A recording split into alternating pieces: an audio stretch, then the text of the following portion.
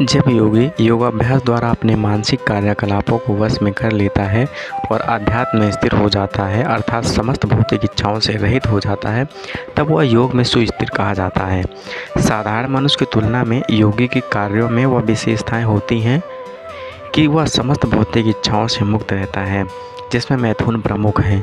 एक पूर्ण योगी अपने मानसिक कार्यों में इतना अनुशासित होता है कि उसे कोई भी भौतिक इच्छाएं विचलित नहीं कर सकती।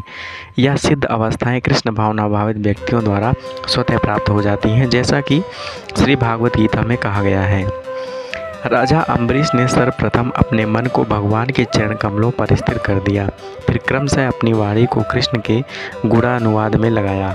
हाथों को भगवान के मंदिर को स्वच्छ करने में, कानों के भगवान के कार्यकलापों को सुनने में, आँखों को भगवान के दिव्य रूप का दर्शन करने में, शरीर को अन्य भक्तों के शारीरिक का स्पर्श करने में, गृह इंद्रियों को भगवान पर चढ़ाए गए कमल पुष्प की सुगंध सूंघने में, जीभ को भगवान के चरण कमलों पर चढ़ाए गए तुलसी पदों का स्वाद लेने में, पाँवों को तीर्थ यात्रा करने तथा भगवान के मंदिर तक जाने, सिर को भगवान को प्रणाम करने और अपनी इच्छाओं को भगवान की इच्छा पूरी करने में लगा दी।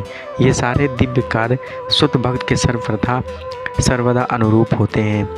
निर्विशेषवादियों के लिए यह दिव्य व्यवस्थाएं अनिवार्य हो सकती हैं, किंतु कृष्ण भावना भावित व्यक्ति के लिए यह अत्यंत सुगम एवं व्यवहारिक है, जैसा कि महाराज अम्बिराज की उपरिवर्तित जीवनचर्या से स्पष्ट हो जाता है। जब तक निरंतर स्मरण द्वारा भगवान के चरण कमलों में मन को स्थिर नहीं कर लिया जाता, तब तक ऐसा दिव्य कार्य व्यवहारिक नहीं बन पाते। अतः भगवान की भक्ति में इन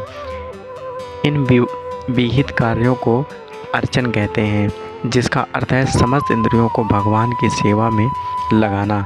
इंद्रियों तथा मन को कुछ न कुछ कार्य चाहिए। कोरा निग्रह व्यवहारिक नहीं है। अतः सामान्य लोगों के लिए, विशेषकर जो लोग संन्यास आश्रम में नहीं हैं, ऊपर वर्णित इंद्रियों तथा मन को दिव्य कार्य की दिव्य सफलता की सही विधि है, जिसे भगवद गीता में युक्त कहा जाता है।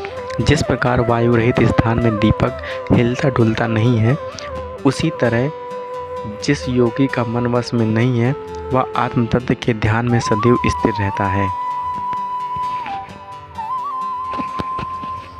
कृष्ण भावना भावित व्यक्ति अपने आराध्य देव के चिंतन में उसी प्रकार अविचलित रहता है, जिस प्रकार वायु रहित स्थान में एक दीपक रहता है। सिद्धि की अवस्था में, जिसे समाधि कहते हैं, मनुष्य का मन योगाभ्यास के द्वारा भौतिक मानसिक क्रियाओं से पूर्णतया संयमित हो जाता है। इस सिद्धि की विशेषता यह है कि मनुष्य शुद्ध मन से अपने को देख सकता है और अपने आप में आनंद उठा सकता है।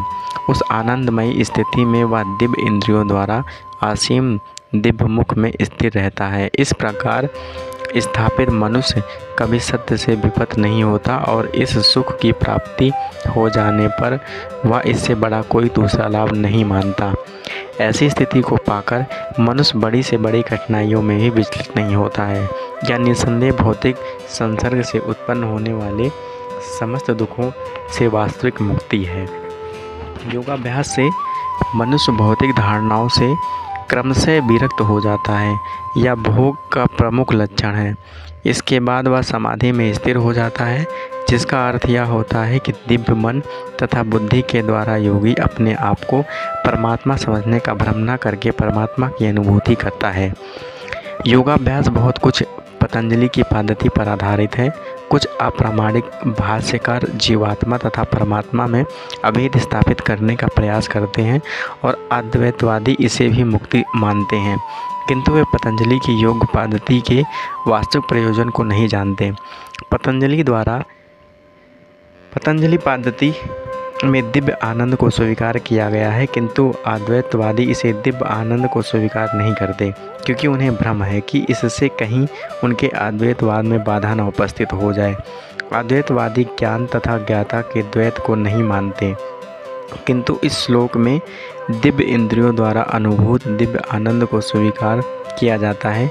इसकी पुष्टि योग पद्धति के विख्याता पतंजलि मुनि ने की है।